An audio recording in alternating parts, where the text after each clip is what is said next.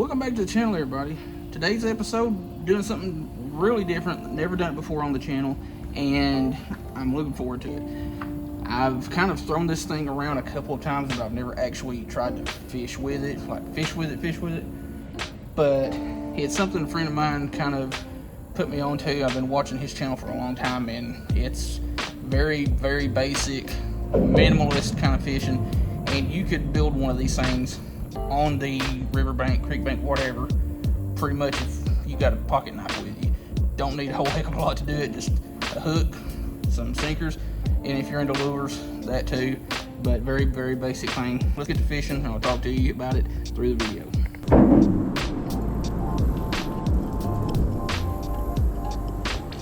Well, that was unexpected. Let me get some of this line wound up here. This is definitely going to be a very slow technique, but got a little green sunny there. He just kind of snuck up and grabbed it when I wasn't expecting, like I was just reeling it in to cast back out. But we'll take it. We will take it.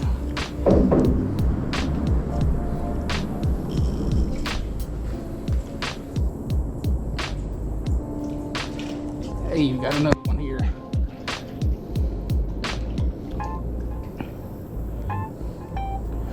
Get some of this line straightened out so that I ain't tangled all in it.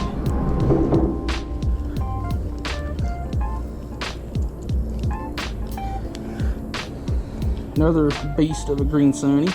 I'll just screenshot my other one so that I can get you back. I think what I'll do, yeah, we'll just leave it right there for the time being.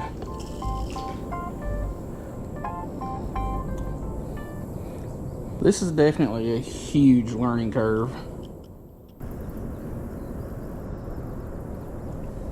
Hey, got one. Had one. Well, I am so very new to this whole handline thing.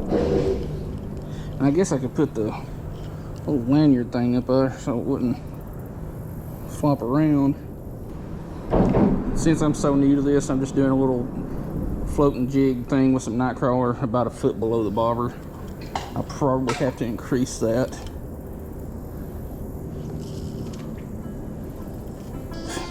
Coming up and popping the bobber instead of the jig.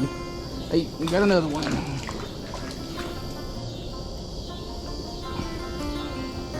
This one's a little bit nicer.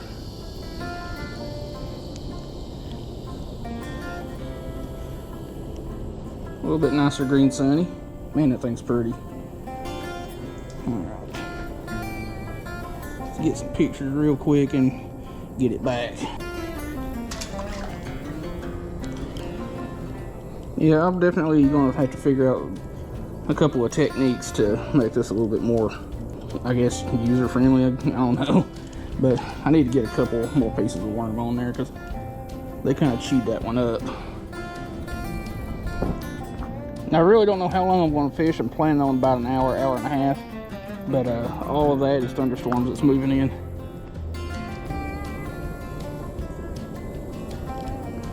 Hey, you got something decent here.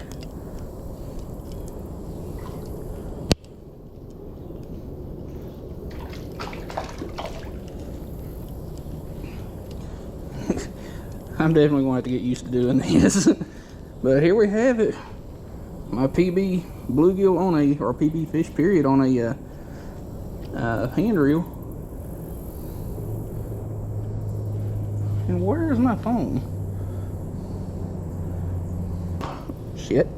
That's good for my phone to drop it in the rocks, face down.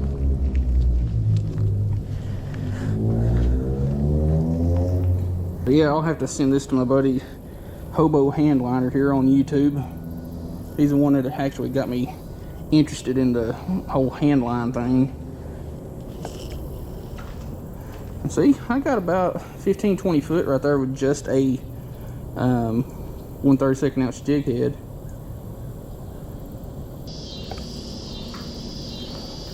Yeah, it definitely takes some getting used to with the casting. You can't just do the whole rodeo rope deal, because it's just don't work out that great. Yeah, I think my next one, or this one, I don't know, I need to make that bevel a little bit smoother. That way it casts a little bit better. Cause it does fine, but it's got a few little notches in it that kind of screw with the casting.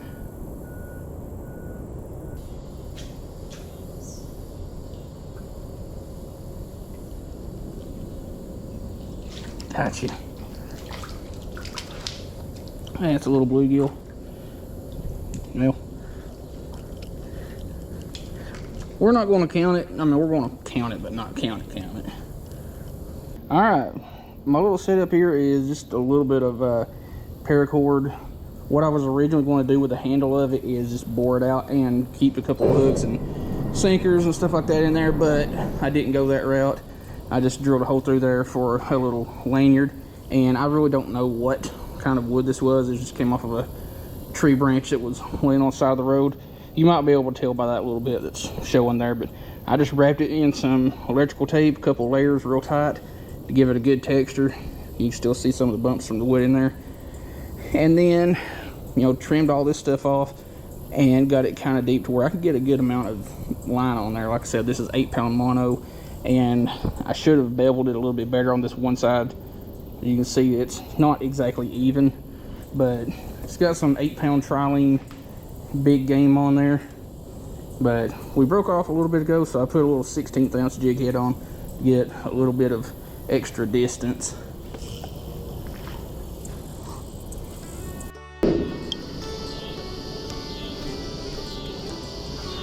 This out here is making me kind of jealous. I didn't bring any of my, bass rods or anything down here to reach any of these fish that are splashing out here.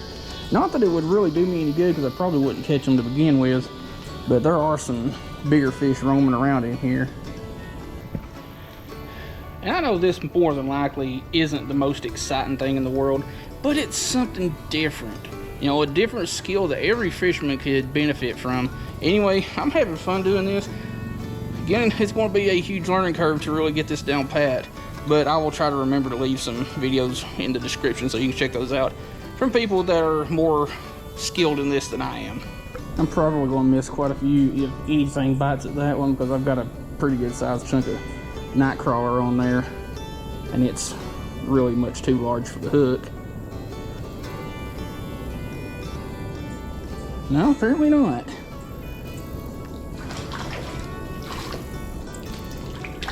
I'm probably causing myself a huge tangle by just pulling my line in like that, but it's what's working. God, you kind of look like a bluegill red ear hybrid. We'll take a better look at you here in just a second. Yeah, I think you're a little bit of a bluegill red ear hybrid, because you got the body profile of a bluegill and the forward-facing mouth, but you've got that ear patch like a red ear would have. And if you wonder how to tell a red ear, like a red ear have a mouth that's very similar to bluegill, but it's more downward facing.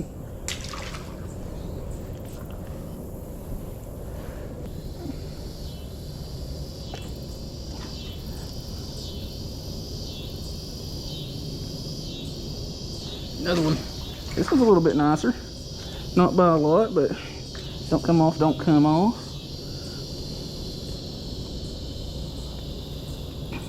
Yeah, this one's a little bit nicer. A teeny tiny little piece of worm. That's a pretty fish.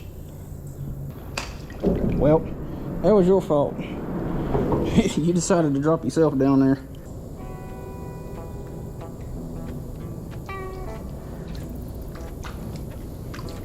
Another little micro. Yeah, he got that one down. I don't know that I'm gonna be able to get that one out. Might be able to. He's bleeding just a little bit, so just go ahead and get him back. Well, still got a little bit of worm left there.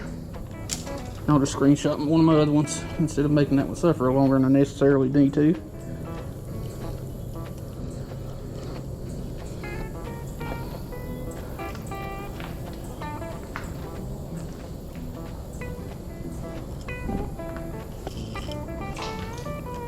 And that ain't where I wanted to cast, but that's where we'll work with.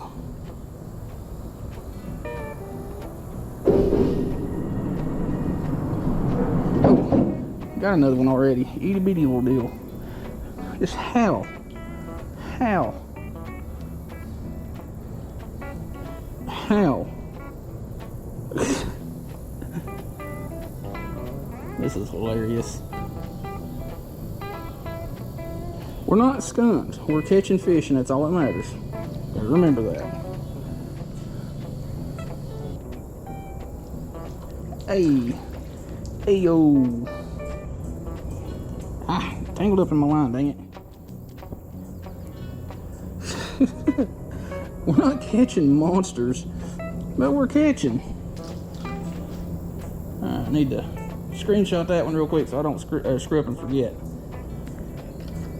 I think we're up to 10 or 11, something other like that. We're just going to give it a couple of more minutes and probably head back.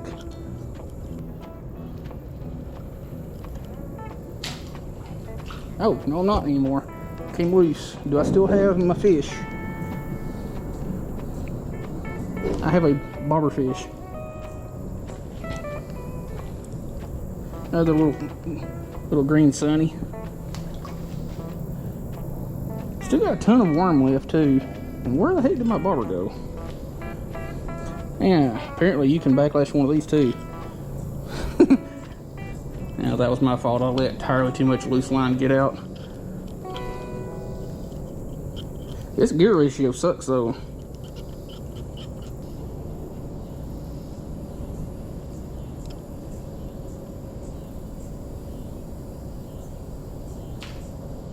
Oh, I do have one. Barely. Monster. Le Monstro. El Gigante. So far, the couple of things that I have learned is, one, you don't want to just, do that cowboy rope twirling thing. It's not going to work as good, at least for me.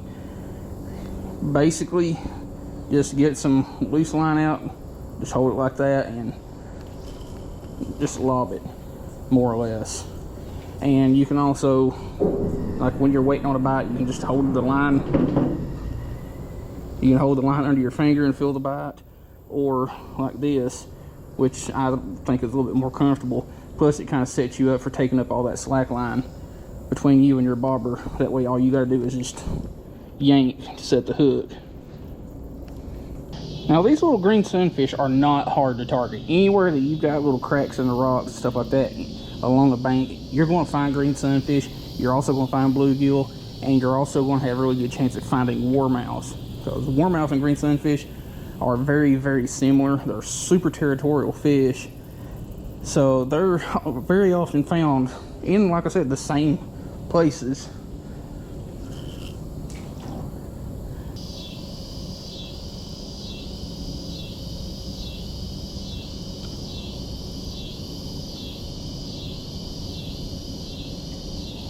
Gotcha.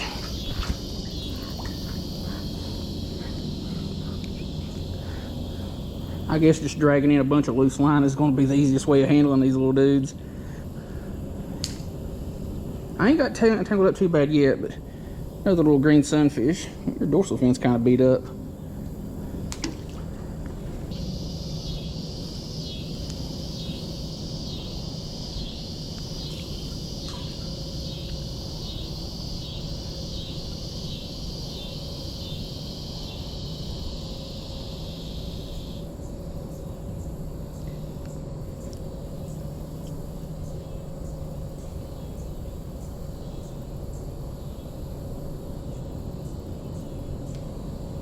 Oh, I got one.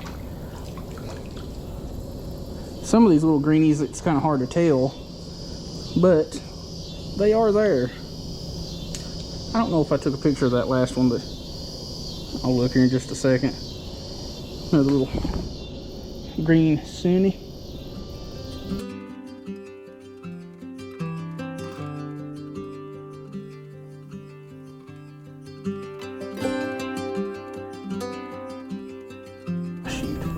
had one there, but it was a small one.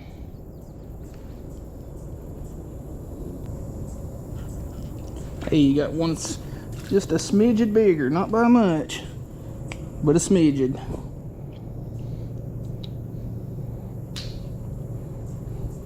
That's a nice one. Check out this channel, it's popping up here on the screen. That's my buddy's channel. He's the one that really got me interested in the Handline deal. I think he's just under 2,000 subscribers or something like that now. He's getting there. He's putting in the work. Another little granny. I think I caught you earlier. I'll have to look.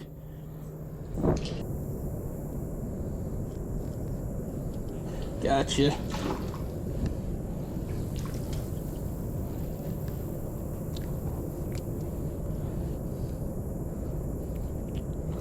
Another little gill. This is also the most I've used a bobber in a very, very long time. I just don't use them that much anymore.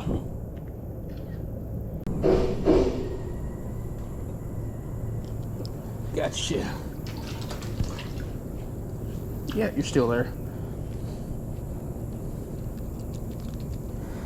All we got here is a genuine fine specimen of a bluegill.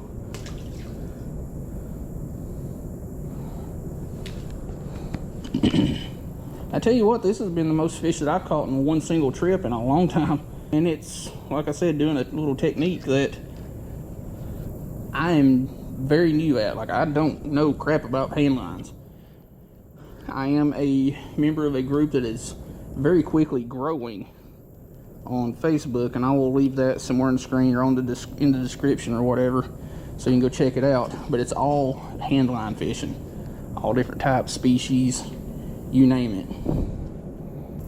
Well, I believe we're going to call her quits, get up here, figure out a thumbnail for this video, and we'll see you back at the vehicle here in just a second.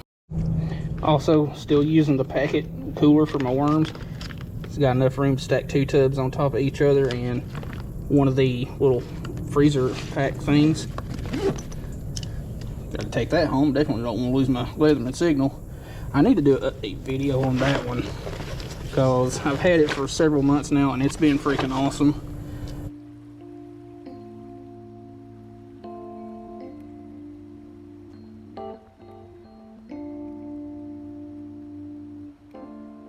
Well, it is 7:02 p.m. We caught a good mess of fish, and considering it was my very first time actually fishing with a hand reel or hand line setup, I'm impressed. I'm very pleased with it. Didn't catch anything super big, but that's not the point of the video, then that's not the point of this channel. This channel is all about just catching fish. If big ones just be so generous to come along, hey, that's just more the merrier. But anyway, like I was saying, these little hand reels, you can make them. They're stupidly easy to, if you know how to whittle a stick, you can make one of these. Basically, like I said, what I did, this is a terrible place to do an outro or intro because it's cars. I do like the smell of diesel though, but basically if you can whittle, you can make one. But what I did was just took a limb about an inch and a quarter diameter off of a limb that was laying on the ground and cut it down to the length that I wanted. I didn't ever actually measure it, I really don't care. But a couple layers of electrical tape, and as you can tell, I got that stuff on there super tight because there's a lot of the little bumps from the wood itself, and just whittled out a spool more or less. And I still would have done a better job with the bevel, just make it a little more even all the way around. And you can spool it with whatever size line you want, 4, 6, 8, 10, whatever you want to do. Now, I don't know a ton about hand lining. There's a lot of people out there that know much more about this than I do. I see the monofilament being the much better option as far as line goes, because of course monofilament holds better abrasion resistance than braid. You could also use fluorocarbon for the same reason, better line or better abrasion resistance. But who knows, if you could get that bevel down and get that smooth enough, braid line would probably work. And check out all the links in the description. hope you like this video. This will not be the last time we do a handline video, so don't know when the next one will be, honestly, but I am looking forward to doing some during the fall and winter for crappie, because that would be fun. Anyway, hope you like the video.